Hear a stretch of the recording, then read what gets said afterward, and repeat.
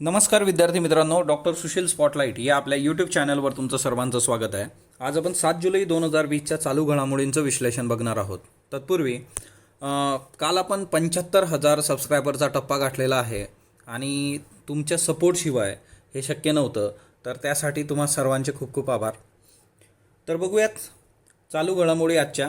तत्पूर्वी doctor Sushil स्पॉटलाईटला टेलिग्रामवर follow करण्यासाठी डिस्क्रिप्शनमधली link तुम्ही वापरू शकता आणि फेसबुकवरही आपला ग्रुप आहे. काही विद्यार्थ्यांच्या कमेंट्स आहेत, मी ते काल एक्सप्लेनसुद्धा केलं होतं 1-2 दिवसापूर्वी हिंदूच्या बाबतीमध्ये, की जे काही आर्टिकल्स आहेत ते का टाकले जात नाही. तर कॉपीराईटचा इश्यू आहे सध्या आणि त्याच्यामुळे ते शक्य होत नाही आहे. तर तेवढं तुम्हाला ॲडजस्ट करावं लागेल आणि काही लोकांना जर वाचायचं असलं तर तुम्ही ऑनलाईन ते वाचू शकता. तर बघूयात आजच्या चालू घडामोडी. पहिली जी न्यूज आहे आपली तर ती वाघासंबंधीची आहे आणि अवनी वाघीण जी होती, जर तुम्हाला आठवत असेल तर नोव्हेंबर 2018 हा सगळा इन्सिडेंट आहे की ज्यावेळेस अवनी किंवा तिला T1 असं संबोधलं जायचं बघा, T1 किंवा अवनी. तर तिच्यावर नरभक्षक असण्याचा ठपका ठेवण्यात आला होता. म्हणजे 13 लोकांना तिने ठार केलं होतं असा तो आरोप होता आणि त्याच्यानंतर गोळी झाडून तिला ठार करण्यात आलं होतं अवनी वाघिणीला. तो त्यावेळेस पण बराच इश्यू होता. पण त्यावेळेसच अवनीची जी काही बछडा होता तिचा, ती मादी होती एक आणि तिचं वय 1.5 वर्ष होतं आणि 1.5 वर्षाच्या बछड्याला जंगलात सोडून देणं ते संयुक्तिक नव्हतं. त्याच्यामुळे त्या 1.5 वर्षाच्या बछड्याला जे ठेवण्यात आलं होतं तर ते पेंच व्याघ्र प्रकल्पात ठेवण्यात आलं होतं आणि तो एक म्हणजे खुला पिंजऱ्यामध्ये तिचं संगोपन करण्यात आलेलं आहे. आणि आता त्या पर्टिक्युलर बछड्याचं वय जे आहे ते 2.5 वर्ष आहे आणि आता त्याला सरळ जंगलामध्ये सोडण्याचा निर्णय जो आहे तर तो वन खात्याने घेतलेला आहे. पण याच्यासाठी परमिशन जी लागते ती राष्ट्रीय व्याघ्र संवर्धन प्राधिकरणाचे लागते. तर हे एक लक्षात ठेवा, हे त्याच्याकरताच MCQ साठी मी तुम्हाला ही न्यूज घेतलेली आहे. तर ज्यावेळेस असे निर्णय घ्यायचे असतात तर त्यावेळेस त्याच्यासाठी कुणाची परवानगी लागेल? राष्ट्रीय व्याघ्र संवर्धन प्राधिकरण है ना, नॅशनल टायगर ऑथॉरिटी जी काही आहे. आणि हे टायगर प्रोजेक्ट बरोबरच 1973मध्ये या सगळ्या गोष्टी समोर आलेल्या आहेत. Okay, so national tiger conservation authority जी आहे तर त्यांची परमिशन लागते. टायगर संबंधीची इत्तंभूत माहिती म्हणजे एकूण एक जर फॅक्ट तुम्हाला पाहिजे असला तर त्याच्या संबंधी UPSC बूस्टर नावाचं मी टायगर संबंधीचं लेक्चर एक केलं होतं UPSC करता. तर त्या लेक्चरला मी एंडच्या याच्यामध्ये स्लाईडमध्ये टाकतो. तर ते तुम्ही बघू शकता की त्यात टायगर संबंधी इत्तंभूत माहिती तुम्हाला मिळेल. पण तुम्हाला ह्या बेसिक गोष्टी माहीत पाहिजे आणि हे राष्ट्रीय व्याघ्र संवर्धन प्राधिकरणाच्या परवानगीने ह्या गोष्टी होतात. तर ते एक लक्षात ठेवा. झोपडपट्टी पुनर्वसन योजना जी आहे तिच्या मंजुरीचा कालावधी कमी करण्यासंबंधीचं धोरण समोर घेऊन आणलं जातं आहे की झोपडपट्टी पुनर्विकास योजनांना 2 महिन्यातच मंजुरी मिळाली पाहिजे. तर हे धोरण उद्या टेबलवर येणार आहे आणि जर ते फायनलाइज होऊन समोर आलं तर ते आपण बघूयात फायनली. तर याच्यामध्ये जे काय आहे की झोपडपट्टी पुनर्वसनाची जी फाईल आहे ती मंजूर करण्यासाठी 8 ऐवजी फक्त 3 टेबल ठेवण्याची याच्यामध्ये सूचना आहे नवीन धोरणामध्ये. म्हणजे बघा, 8 टेबलांवरून ती फाईल फिरणार आणि ती एका टेबलवर किती दिवस राहू शकते हे आपण विचारात घेऊ शकत नाही. म्हणजे हे रेड टेप मेकॅनिझम, ज्याला लाल फितीचा कारभार असं म्हटलं जातं, तो हाच आहे. आणि 8 वरून 3 टेबलांवर आणायचं. त्याच्यानंतर आधी झोपडपट्ट्यांचं सर्वेक्षण केलं जायचं, सर्वच झोपडपट्ट्यांचं. आता 2011 नंतर झोपडपट्ट्यांचं सर्वेक्षण केलं जाणार नाही, त्यामुळे तो वेळ वाचेल. आता 2011 इथं टाकलेलं आहे, आता आपण 2020मध्ये आहे. तर बघूयात येत्या काळामध्ये. तर निर्माण मंत्र्यांकडून उद्या घोषणा होईल याची आणि झोपडपट्टी पुनर्वसनाच्या बाबतीत आपण बघू. आता कोरोना व्हायरस जो आहे तो एअरबॉर्न आहे असं जवळपास 239 एक्सपर्टनी WHO लेटर लिहून म्हटलेलं आहे. आणि त्याच्यामुळे या संबंधीचे एव्हिडन्सेस समोर आलेले आहेत आणि त्याच्यामध्ये काळजी घेणं गरजेचं आहे. मग याच्यामध्ये काय तर सगळ्यात महत्त्वाचं की इनडोअर्समध्ये सुद्धा तुम्हाला मास्क लावणं गरजेचं आहे इथं.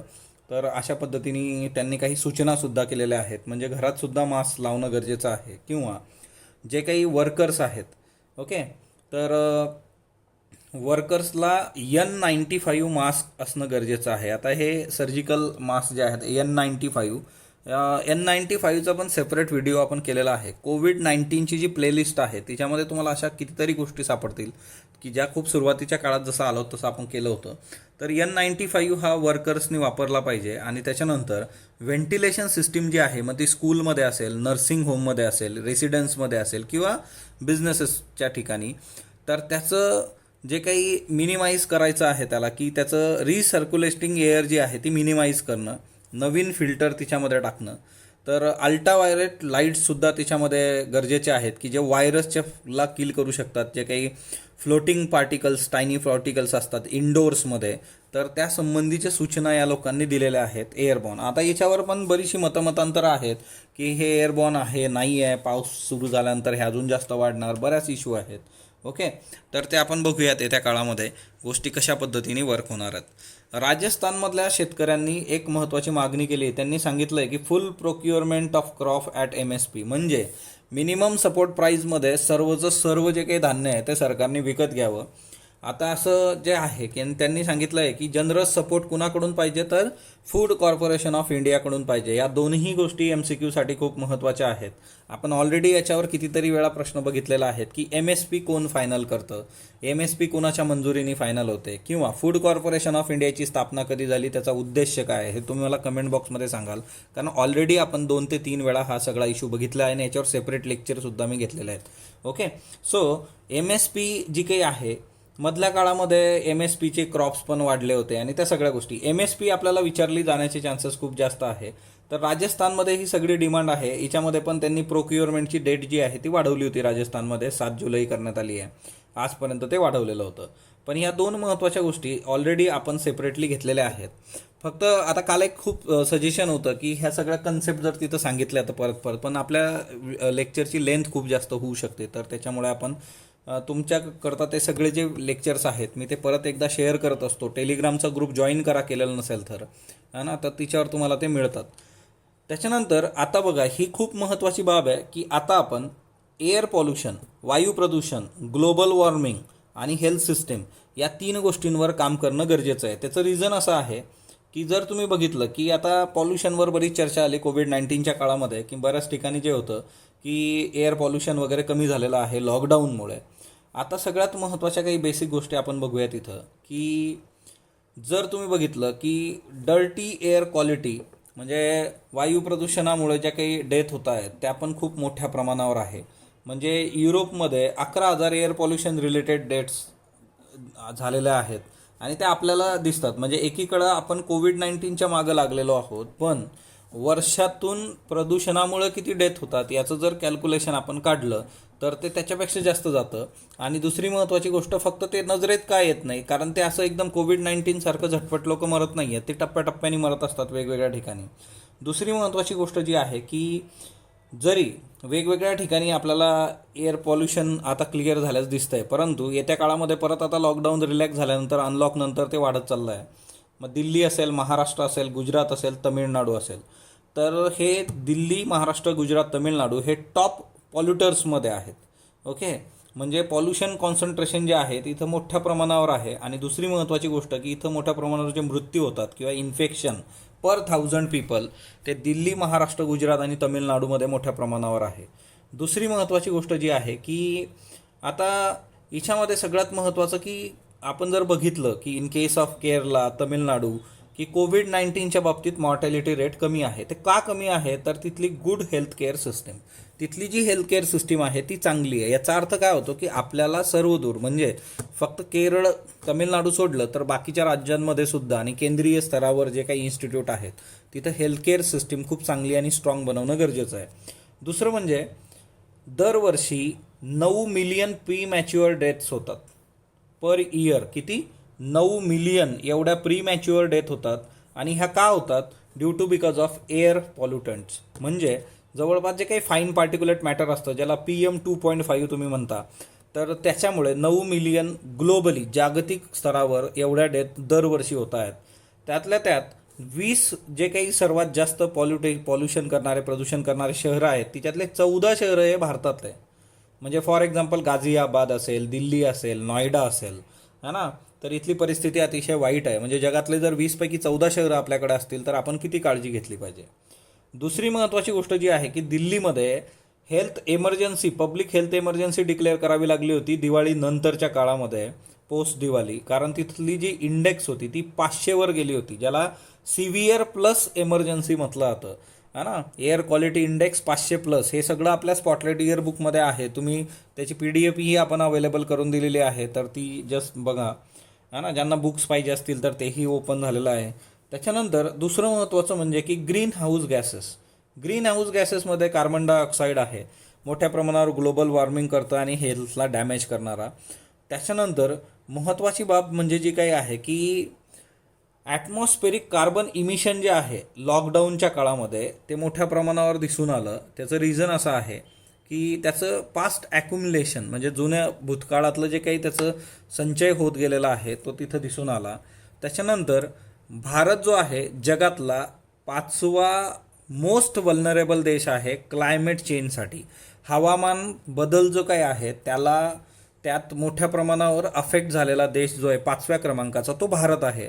आणि हिच्यामध्ये बरेचसे जे कम्युनिकेबल डिसीजेस आहेत ते ग्रीन हाऊस गॅसेसशी लिंक आहेत, तर हे पण महत्त्वाचं आहे. दुसरी महत्त्वाची बाब जी आहे की लोकस स्वार्म, काल पण होतं बघा, हे टोळ धाळ जी होती ज्याच्यावर आपण लेक्चरही घेतलेलं आहे, ते मी काल पोस्टही केलं होतं. तर लोकेश स्वार्म जे आहे की टोळ जे काही येतात, जयपूर असेल, गुरुग्राम असेल, तर हे सुद्धा क्लायमेट चेंजमुळं आपल्याकडं येत आहेत. आणि साधी गोष्ट आहे, ह्या वर्षी ॲक्च्युअल त्यांचा येण्याचा जो कालावधी आहे तो खूप आधी ते आलेले आहेत आणि शेतं मोकळी असल्यामुळे शहरात पण गेलेले आहेत. एकंदर काय आहे की क्लायमेट चेंज जो आहे त्या क्लायमेट चेंजमुळं ही गोष्ट होते आहे. दुसरी महत्त्वाची गोष्ट जी आहे की मॉस्किटो बॉर्न डिसीजेस म्हणजे मच्छरांमुळं होणारे जे काही आजार आहेत त्याचा सरळ जो इम्पॅक्ट आहे, कनेक्शन आहे की ते ग्लोबल वॉर्मिंगशी रिलेटेड आहे. म्हणजे जास्तीचा पडणारा पाऊस आणि हीट वेव्स या दोन्ही गोष्टी याच्याशी जोडल्या जातात मॉस्किटो बॉर्न डिसीजेसशी. त्याच्यानंतर म्हणजे जे काही युरोपमध्ये पहिल्यांदा लोकल ट्रान्समिशन जे झालेलं आहे डेंग्यूचं 2010मध्ये, ते युरोपने रिपोर्ट केलेलं आहे आणि त्याच्याशी हवामानाचा संबंध दिला जातो. आता सगळ्यात महत्त्वाची गोष्ट जी आहे की आत्ताच्या याच्यामध्ये आपल्याला काय केलं पाहिजे, एक तर आपल्याला green house gases air pollution कमी करणं हे गरजेचं आहे. दुसरी महत्त्वाची गोष्ट जी आहे की दिल्ली जी आहे ती 2030पर्यंत जगातली सर्वात जास्त लोकसंख्या असणारं शहर म्हणून समोर येणार आहे. टोकियो जे आहे त्याला ओव्हरटेक करेल दिल्ली 2030मध्ये. आणि ह्या केसमध्ये ट्रान्सपोर्ट जे आहे तर त्याच्यामधून मोठ्या प्रमाणावर 2/5 ऑफ PM2 पार्टिकल्स म्हणजे 2 भाग जे आहेत प्रदूषणाच्या बाबतीत कशाच्या, PM2.5 पार्टिकलच्या, हे कुठून येतात तर हे PM2 पार्टिकल हे वाहतूक व्यवस्थेतून येतात, म्हणजे बस आणि त्या सगळ्या गोष्टी. तर त्याला आपल्याला रिफॉर्म करायचं आहे. ओके, तर ती एक महत्त्वाची गोष्ट आहे. त्याच्यानंतर पब्लिक ट्रान्सपोर्टेशनला स्कोप द्यायचा. 10 मिलियन व्हेकल्स आहेत दिल्लीमध्ये आणि तुम्ही पब्लिक ट्रान्सपोर्टवर जर जास्त फोकस दिला आणि त्याला स्ट्रेंथन केलं तर ऑबियसली काय होणार की लोक स्वतःची वाहनं वापरणार नाही. तुम्हाला जर एक सक्षम पर्याय दिला वाहतुकीसाठीचा तर तुम्ही ऑबियसली स्वतःचं व्हेकल वापरणार नाही. आणि असंही तुम्हाला आज ज्या पद्धतीने गोष्टी होणं अपेक्षित आहे भारतीय शहरांमध्ये, त्यात पब्लिक ट्रान्सपोर्टेशनचा फार महत्त्वाचा रोल आहे. त्याच्यानंतर इलेक्ट्रिक व्हेकल्सवर फोकस देणं, त्याच्यानंतर मेट्रो आणि बसेसची इंटरकनेक्टिव्हिटीवर काम करणं, आणि दुसरं महत्त्वाचं म्हणजे की पब्लिक हेल्थ सिस्टीमला स्ट्रॉंग करणं. आता आपली पब्लिक हेल्थ सिस्टीमचे सगळे जे गुणदोष आहेत ते कोविड-19नी समोर आलेले आहेत आणि गव्हर्नमेंट म्हणजे हेल्थवर फक्त 1.6 GDP एवढं स्पेंड करतं, फक्त 1.6% GDP आपण हेल्थ सिस्टीमवर करतो. तर हे एक महत्त्वाचं आहे. 2019 ग्लोबल हेल्थ सिक्युरिटी इंडेक्स जी आहे तिच्यातून हे क्लिअर झालेलं आहे की आजही आपण हेल्थ डिझास्टरसाठी तयार नाही आहे. So global health security index एक महत्त्वाची आहे. तर सगळ्यात महत्त्वाचं आहे की क्लीन एअर खूप महत्त्वाची आहे. त्यातल्या त्यात म्हणजे सायंटिफिक वॉर्निंग ज्या आहेत त्या सांगू शकत नाही की कधी कॅलॅमिटीज येतील, की म्हणजे तुम्हाला डेट नाही सांगू शकत की ह्या दिवशी तुम्हाला प्रॉब्लेम येणार आहे. परंतु एक गोष्ट क्लिअर आहे की एअर पॉल्युशन, ग्लोबल वॉर्मिंग आणि हेल्थ सिस्टीम तुम्ही नीट करून ठेवणं गरजेचं आहे. नेक्स्ट हेल्थ इमर्जन्सी कधीही येऊ शकते आणि त्या याच्यामध्ये ते महत्त्वाचं आहे. या आशयानेच आज आपण UPSCचा प्रश्नही फ्रेम केलेला आहे. त्याच्यानंतर दुसरं महत्त्वाचं, चायनामध्ये बुबोनिक प्लेगची केस सापडलेली आहे. म्हणजे प्लेग जो आहे, प्लेगवर पण आपण लेक्चर बनवलं होतं की भारतामध्ये जी प्लेगची साथ आली होती 1896, त्याच्यानंतर लोकमान्य टिळक असतील, त्याच्यानंतर रँडचा रोल असेल, त्याच्यानंतर दुसरी महत्त्वाची गोष्ट की नायडू हॉस्पिटल जे काही आहे ते सगळं कसं अस्तित्वात आलं, आणि ह्या सगळ्या गोष्टी ज्या आहेत की प्लेगची साथ त्यावेळेस होती आणि ते इपिडेमिक ॲक्ट जो काही आलेला आहे तो तिच्यातूनच समोर आलेला आहे. या सगळ्या गोष्टी एकमेकाशी जोडल्या गेलेल्या आहेत आणि आता चीनमध्ये ब्युबोनिक प्लेगची पहिली केस समोर येते आहे. आणि ह्या काळात असं होणं तर थोडंसं जे आपल्या सर्वांसाठीच प्रॉब्लेमॅटिक आहे, परंतु बघूयात जर हे वाढलं तर ते बघूयात. चायनामध्ये खूप काही रेअर डिसीज आहे हा, है ना, हायली कॉन्टॅजिनियस प्लेग जो आहे तो रेअर आहे चायनामध्ये, आणि फक्त 5 लोकांची डेथ झाली आहे 2014 पासून. ओके, सो इतकं घाबरण्याचं कारण नाही आहे आणि ते क्युरेबल पण आहे तिथं. पण बघूयात भारत चीन सीमावादाच्या बाबतीमध्ये चीनच्या सैन्याने माघार घेतलेली बघा, आणि म्हणजे चीन आणि भारत दोघांनीच ऑबियसली. सो 6 जुलै 2020 अजित डोभाल आणि वँग यी चर्चेचे सकारात्मक परिणाम आपल्याला दिसून येत आहेत. राष्ट्रीय सुरक्षा सल्लागार अजित डोभाल यांनी चीनचे परराष्ट्र मंत्री वँग यी यांच्याबरोबर दूरध्वनीवरून 6 जुलैला चर्चा केली होती. दोन्ही देशांनी प्रत्यक्ष नियंत्रण रेषेवरून सैन्य मागे घेण्याचं मान्य केलं. चर्चेनंतर दोन्ही देशांनी सीमेवरून सैन्य माघारी सुरुवात सुद्धा केलेली आहे. दुसरी महत्त्वाची गोष्ट की या दोघांमध्ये जी चर्चा झालेली आहे तिच्यामध्ये प्रत्यक्ष नियंत्रण रेषेचं पालन करण्याची ग्वाही दोघांनी दिलेली आहे परस्परांना. चीनच्या पीपल्स लिबरेशन आर्मीने तंबू आणि इतर साधन सामग्री जी आहे ती चौकी क्रमांक 14 वरून हलवण्यास सुरुवात केलेली आहे. गलवान असेल, गोग्रा असेल, हॉट स्प्रिंग असेल या भागातून माघार घ्यायला सुरुवात केलेली आहे. फक्त पॅनगॉंग जे काय आहे, पॅनगॉंग सो लेक, त्या पॅनगॉंग सो लेकच्या इथून अजून प्रॉपर माहिती नाही आहे की तिथून खरंच ते मागे सरकतायत किंवा नाही, पण बघूयात, क्लिअर होईल आता. चला सकारात्मक गोष्ट आहे ही. महाजॉब्स जे आहे ते संकेतस्थळ आहे, महाराष्ट्राने सुरू केलेलं आहे. महाराष्ट्रातल्या उद्योगांची मनुष्यबळाची गरज पूर्ण करण्यासाठी उद्योग विभागाने रोजगार केंद्र म्हणून महाजॉब्स हे संकेतस्थळ उभारलेलं आहे.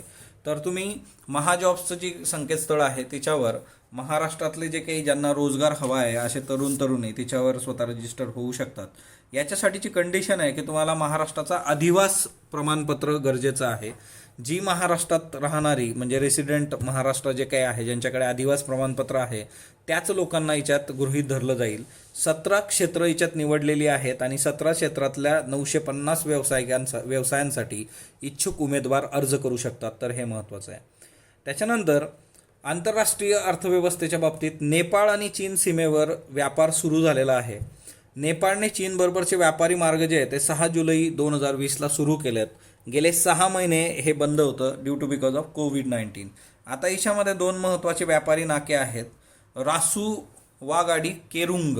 ओके, हे जे आहे हे केरुंग आहे, आणि दुसरं जे आहे ताटोपानी झागमू. आता हे केरुंग आणि झागमू जे आहे ते चीनच्या सीमेतलं आहे, आणि रासुवागाडी आणि ताटोपानी जे आहे ते केरळ नेपाळमधले ठिकाणं आहेत. ओके, सो हळूहळू आता ह्या गोष्टी होतील. कुवेतच्या बाबतीत महत्त्वाची न्यूज आहे बघा. परदेशातून आलेल्या नागरिकांची संख्या कमी करणारं विधेयक कुवेतने पारित केलेलं आहे. त्याचा मसुदा जो आहे तो मंजूर झालेला आहे 6 जुलै 2020 रोजी. आता कुवेतची संसदीय समिती जी आहे त्यांनी परदेशातून आलेल्या लोकांची संख्या कमी करण्याच्या विधेयकाचा मसुदा मंजूर केलेला आहे. म्हणजे जे परदेशी नागरिक कुवेतमध्ये आहेत ते वेगवेगळ्या कामांनिमित्त, रोजगारानिमित्त त्यांची संख्या कमी करायची कुवेतला. आता या मसुद्याच्या तरतुदीनुसार भारतीय लोकांची कुवेतमधली संख्या कुवेतच्या लोकसंख्येच्या 15% अधिक असता कामा नये. बरोबर. आता बघा, कुवेतची जी लोकसंख्या आहे ती 43 लाख आहे आणि तिच्यात कुवेती लोक जे आहेत ते 13 लाख आहे. बरोबर.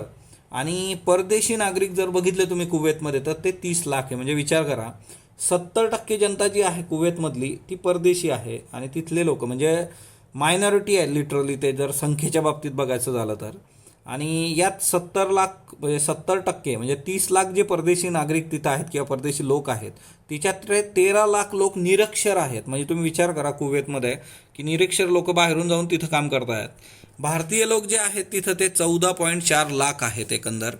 तर परदेशी लोकांची संख्या जी आहे ती 70% आहे. ती 70%हून 30% करण्याची गरज जून 2020मध्ये म्हणजे मागच्या महिन्यामध्ये कुवेतच्या पंतप्रधानांनी शेख सबाह अल खालिद अल सबाह यांनी बोलून दाखवली होती आणि त्या अनुषंगानेच हे विधेयक समोर आलेलं आहे. सो या विधेयकानुसार जवळपास 8 लाख भारतीयांना मायदेशी पाठवलं जाण्याची शक्यता आहे. ओके, तर 8 लाख भारतीय परत येऊ शकतात, ती शक्यता आहे. आणि त्या पद्धतीने आता हे टप्प्याटप्प्याने कमी करणार आहेत लोक, 5-5-5-5% म्हणजे 70%चे 65%. तर हे टप्प्याटप्प्याने होणार आहे. तिथल्या शाळांमध्ये जवळपास 60,000 जे काही विद्यार्थी आहेत ते भारतीय आहेत. म्हणजे भारतीयांचा खूप मोठा कुवेतमध्ये हे रोल आहे त्या सगळ्याच अर्थव्यवस्थेच्या बाबतीमध्ये. परंतु एकंदरच कोविड-19 आणि त्या सगळ्या गोष्टी ज्या आहेत त्याच्यामुळं तिथं मोठ्या प्रमाणावर परदेशी नागरिकांच्या बाबतीमध्ये रोषाची भावना निर्माण झाली आणि तिच्यातून हे निर्णय घेतला गेलेला आहे. बघूयात येत्या काळात. जैवविविधता आणि कोविड-19. तर करोना विषाणू जो आहे तो 7 प्रकारचा विषाणू त्याच्यामध्ये येतात आणि मानवी रोगांसाठी ते कारणीभूत 7 प्रकार आहेत करोना विषाणूचे. तिच्यापैकी मर्स, सार्स आणि कोविड-19 या 3 रोगांना कारणीभूत ठरणारे विषाणू जे आहेत त्यांचा उगम वन्य प्राण्यांमध्ये झाल्याचं आढळून आलेलं आहे. म्हणजे आता जगातल्या सर्व प्रकारच्या संसर्गजन्य रोगांपैकी 75% रोगांना कारणीभूत असणारे जीवाणू असतील, विषाणू असतील किंवा अन्य रोगकारक परजीवी असतील यांचा संसर्ग प्राण्यांपासूनच होतो असं वारंवार सिद्ध झालेलं आहे. 75% रोग हे प्राण्यांकडून आलेले आहेत. वन्य प्राण्यांमध्ये संसर्ग एका प्राण्याकडून दुसऱ्या प्राण्याकडे होत असतो, परंतु नैसर्गिकरित्या बाधित प्राणी सोशल डिस्टन्सिंगचं नियम पाळत असल्याचं प्राणीशास्त्रज्ञांनी निदर्शनास आणून दिलेलं आहे. म्हणजे ज्यांच्या घरी गुरंढोरं असतील तर तुम्ही एक गोष्ट ऑब्झर्व केली असेल, जे आजारी प्राणी असतात ते साईडला शांत उभे असतात, ते दुसऱ्या प्राण्यांबरोबर मिसळत नाहीत. जैवविविधतेचा नाश झालेला आहे, तिच्यामुळे विषाणू हा कायम नवीन प्रकारच्या प्राण्याच्या शोधात असतो. म्हणजे होस्ट, त्याला नवीन होस्ट पाहिजे असतो आणि तो जर नाही सापडला तर विषाणूमध्ये जनुकीय बदल होतात आणि त्याच्यामुळे बर्ड फ्लू, स्वाईन फ्लू यासारखे रोग प्राण्यांपासून मानवापर्यंत येतात. मग आता काय केलं पाहिजे, तर वन्य प्राण्यांचा नैसर्गिक अधिवास जपला पाहिजे, पाळीव प्राण्यांच्या तब्येतीची काळजी घेतली गेली पाहिजे आणि प्राणी पाळताना देशी जातीवर तुम्ही भर दिला पाहिजे. ओके, त्याच्यानंतर पुढचं जे आहे ते म्हणजे आंतरराष्ट्रीय बॉक्सिंग महासंघाने क्रमवारी जाहीर केलेली आहे 2020ची. जवळपास 18 महिन्यानंतर ही क्रमवारी समोर येते आहे आणि हिच्यामध्ये अमित पांघाल जो आहे 52 किलो, हे जे काही आहे ते त्यांचे वजनी गट आहे जिच्यात ते खेळतात. ओके, तर तिच्यात अव्वल स्थान म्हणजे जागतिक हिच्यावर 1 नंबरवर आहे अमित पांघाल. हां, अमित पांघालला एशियामध्ये गोल्ड मेडल होतं, जागतिक बॉक्सिंग स्पर्धेमध्ये रौप्य होतं. बघा तुम्ही इयरबुकमध्ये याचे डिटेल्स आहेत. MC मेरी कोम 51 किलो गटात खेळते, 3रं स्थान. MC मेरी कोमबद्दल MPSCने एकदा तिचा वजनी गट विचारलेला आहे MCQ म्हणून. मंजू राणी 48 किलो वजनी गटात 2रं स्थान. लवलीना बोर्गोहोन 69 किलोमध्ये 3रं स्थान. तर मी फक्त 1, 2, 3 वालेच घेतले, काही लोक आहेत अजून की त्यांचे आहेत रँक, पण मग ते 25 वगैरे काही कामाचं नाही. हरियाणा खाजगी उद्योगामध्ये 75% स्थानिकांना रोजगार देणार आणि यासंबंधी त्यांच्या कॅबिनेटनी मंजुरी दिलेली आहे.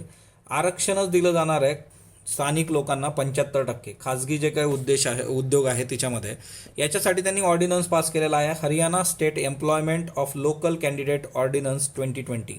आणि 75% स्थानिकांना आरक्षण असेल आणि जे उद्योग याचं पालन करणार नाही त्यांच्यावर स्ट्रिक्ट ॲक्शन घेतली जाईल असं गव्हर्नमेंटने क्लिअर केलं आहे.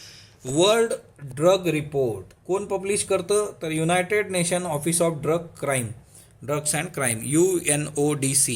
तर हे पब्लिश करतात. यांनी सर्वाधिक उत्पादनाचे रँकिंग दिलेले आहेत देशांचे. अफू किंवा ओपीएम जे काही आहे 2018चे रँकिंग येत आहे. 1 नंबरला इराण आहे प्रोडक्शनमध्ये, 2 नंबरला अफगाणिस्तान, 3 नंबरला पाकिस्तान, 4 नंबरला भारत ओपीएमच्या बाबतीत. हिरोईनमध्ये भारताचा 12वा क्रमांक आहे प्रोडक्शनमध्ये. इराण परत 1 नंबरवर आहे, टर्की 2 नंबरवर, अमेरिका 3 नंबरवर, चीन 4 नंबरवर. आता याच्यामध्ये 2 कन्सेप्ट मी तुम्हाला शिकवल्या होत्या. एक होतं गोल्डन ट्रायंगल आणि दुसरं होतं गोल्डन क्रिसेंट, की जे हे ड्रग ट्रॅफिकिंग संबंधी आहे. ते तुम्ही मला कमेंट बॉक्समध्ये सांगणार आहात की गोल्डन ट्रायंगल काय असतो आणि गोल्डन क्रिसेंट काय असतं. हे तुम्हाला इयरबुकमध्ये सुद्धा तक्ता दिला होता. ओके, त्याच्यानंतर प्रश्न घ्या आजचा. Before the next health crisis we must urgently confront air pollution and global warming and strengthen health system. Comment 15 mark 250 words. हिच्यात पण एक गोष्ट लक्षात ठेवा, आता इथं 3 गोष्टी आहेत की तुम्हाला air pollution, global warming, strengthen health system, म्हणजे 3 हे टप्पे आहेत. तर 3 याच्यावर 5-5 मार्कसाठी किमान तुम्हाला बोलता आलं पाहिजे, है ना. तर प्रश्न फोडायचं तिच्यात काय काय विचारलं आहे कीवर्ड्स बघायचे. Okay, next one. आजचा प्रश्न बघा की pollution challenges and solution. Okay, आता हे अशा पद्धतीने जर तुम्ही थोडं लिहायला सुरुवात केली तर ते तुम्हाला खूप हेल्पफुल राहील. त्याच्यानंतर नेक्स्ट घ्या, माजी पंतप्रधान पी व्ही नरसिंहराव यांच्या काळातील घटना आणि निर्णय. तर मनमोहन सिंग यांचा लेख होता आणि तिच्यामध्ये त्यांनी सांगितलं होतं की LPG असेल, लुकिस्ट असेल, पृथ्वी क्षेपणास्त्राची पहिली यशस्वी चाचणी असेल, तर या महत्त्वाच्या गोष्टी तिथं झाल्या होत्या. अक्षरकार कमल शेडगे यांच्याबद्दल बिनचूक विधान. 1962 रायगडाला जेव्हा जाग येते नाटकासाठी प्रथम सुलेखन. माझी अक्षरगाथा, कमलाक्षरे, निश्चित्राक्षरे ही पुस्तकं, बरोबर आहे दोन्ही, आजही यांच्यावर लिहून आलेलं आहे, महत्त्वाची व्यक्ती आहे. Global outbreak alert and response network, गोवान कोणत्या संस्थेशी संबंधित आहे, तर WHO संबंधित आहे. त्याच्यानंतर G4EA-H1N1 हा नवीन विषाणू चीनमध्ये सापडलेला आहे, वराह पालन, डुक्कर पालनाच्या याच्यामध्ये. 2018च्या आकडेवारीनुसार सर्वाधिक इन्फंट मॉर्टॅलिटी रेट कुठला आहे, तर मध्य प्रदेश. आजचे 5 प्रश्न घ्या. सांगतेंग अभयारण्य कोणत्या देशात आहे, नामिबिया, भारत, भूटान, चीन.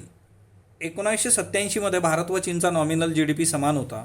2019मध्ये चीनची अर्थव्यवस्था भारतीय अर्थव्यवस्थेच्या 5 पट झाली.